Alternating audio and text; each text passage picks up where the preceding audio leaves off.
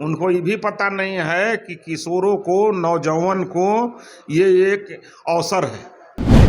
ये भी आश्चर्य की घटना है कि जिस व्यक्ति का माता और पिता दोनों बिहार का मुख्यमंत्री हो और वो व्यक्ति 9वीं से आगे नहीं पढ़ सका। ये दुर्भाग्य है बिहार का।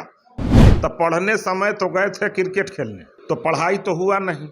राजद का मतलब होता है, पहले था रेल घोटाला दल, अब रेल जलाओ दल हो गया।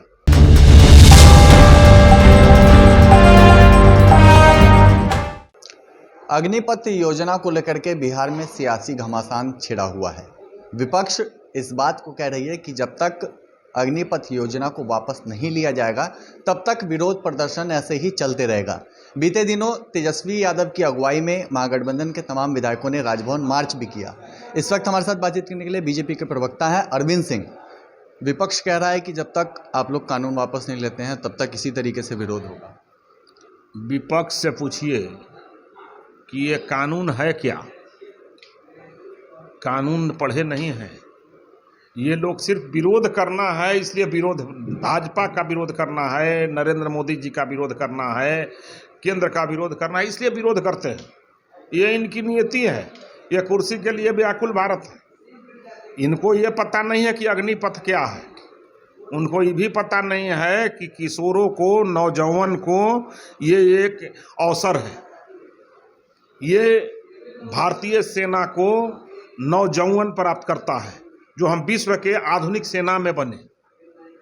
ये एक नौजवान को 17 साल से 24 साल की उम्र तक करोड़पति बनाने की योजना है। उसको जिम्मेवारी की राह पर लाने की योजना है, राष्ट्रभक्ति की योजना है। उसको भारत का एक नौजवान, आधुनिक नौजवान बनाने की योजना है। इसका उनको कल्पना नहीं है। उनको कल्पना है कि पिताजी रिटायर कर गए, पेंशन से खा रहे हैं, पढ़ाई हो, 9वीं पास हो गए, दो माँ पिताजी दोनों मुख्यमंत्री बन गए, लेकिन हम 9वीं पास रह गए। ये भी आश्चर्य की घटना है कि जिस व्यक्ति का माता और पिता दोनों बिहार का मुख्यमंत्री हो और वो व्यक्ति 9वीं से आगे नहीं पढ़ सका। ये दुर्भाग्य है बिहार का। तो केंद्र ऐसा योजना लाया है कि देश के हर एक नौजवान को पढ़ने का भी अवसर मिले और कमाने का भी अवसर मिले और देश की भी तरक्की हो, दुनिया में वो सबसे सुपर पावर हो। तेजस्वी कह रहे हैं कि देश की सुरक्षा से खिलवाड़ किया जा रहा है। नौजवान सोचेगा कि 4 साल बाद उसको रिटायर्ड हो जाना है तो वो देश की रक्षा करेगा कि अपनी नौकरी की फिक्र करेगा। और इस बात को भी कह रहे हैं कि केंद्र सरकार ने पूरा बिहार जलने दिया, इसी तरीके से बातचीत कुछ नहीं किया। अच्छा, एक बात आप बताइए, 9वीं पास व्यक्ति का सोच और पीएचडी व्यक्ति का सोच में अंतर होगा कि नहीं होगा? तो पढ़ने समय तो गए थे क्रिकेट खेलने, तो पढ़ाई तो हुआ नहीं। जिस व्यक्ति का माँ और पिताजी दोनों बिहार के मुख्यमंत्री, वो व्यक्ति का सर्टिफिकेट देखिए तो 9वीं का है। अब उनका सोच भी तो 9वीं क्लास वाला न होगा। उनको ये पता नहीं है कि ये 4 साल में उनको बीए की डिग्री भी मिलेगी, 42-47 लाख रुपया भी कमाएंगे, और अगर कहीं कोई कैजुअलिटी होती है सेना में तो उनको 1 करोड़ रुपया मिलेगा। और उतना ही नहीं,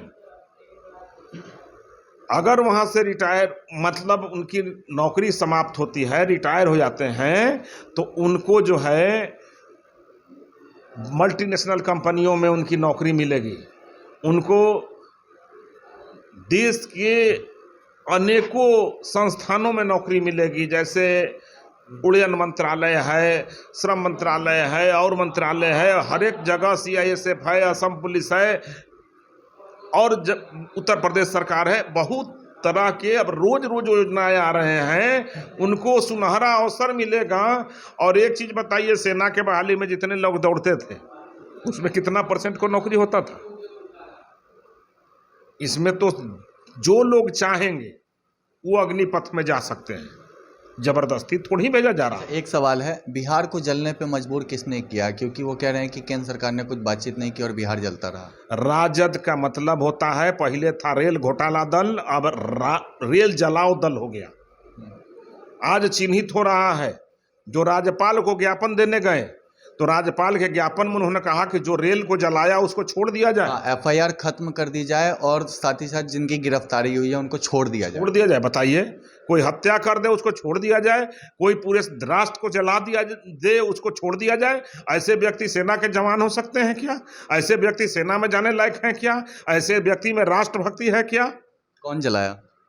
राजद रेल जलाओ दल। 3 दिन अवसर मिला, सत्ता की भूख ने ऐसा कर दिया कि पूरे राष्ट्र की संपत्ति को जलाने का काम किया। ये लोग जरूर मौका पड़े तो चाइना के साथ भी चला जाएगा। चलिए, अरविंद सिंह थे, साफ तौर पे इस बात को कहा है कि जो बिहार 3 दिनों तक धू धू कर जलता रहा उसके पीछे राष्ट्रीय जनता दल का हाथ था, और इस बात को भी कहा है कि तेजस्वी पहले कानून को पूरी तरीके से समझ ले, इस योजना को पूरी तरीके से समझ ले, कितना फायदेमंद ये देश के लिए है। निषेध ठाकुर, DTV भारत, पटना।